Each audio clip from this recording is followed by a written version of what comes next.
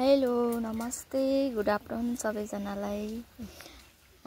दमक वरिपरि हुनुहुन्छ भने चाहिँ बेलडागीको 0 पोइन्ट भन्ने ठाउँमा एकदमै मिठो पोर्क सेक्वा अनि चटपटे तोङ्बाहरू सबै पाउँछ। अनि त्यहाँदेखि बुटनहरू पनि सबै कति धेरै चाहेको भन्दा बढी एकदमै मिठो खानेकुराहरू पाउँछ।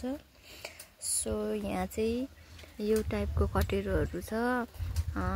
उहिलेको पहाडमा त्यो अर्ग्यानिक टाइपको, अहिले चाहिँ पुरा स्ट्यान्डर्ड होटलहरू भन्दा पनि मलाई चाहिँ यस्तैहरू एकदम ठिक लाग्छ। यो ठाउँ मात्रै हेर्दा यस्तो छ तर बहुत खानेकुरा वाउ एकदम दामी छ। दमक वरिपरि नै हुनुहुन्छ भने हजुरहरूले पनि भिजिट गर्नु नभुल्नु होला। अनि उहाँ चाहिँ मेरो बहिनीले खाँदै हुनुहुन्छ। कतिको मिठो छ? मिठो छ।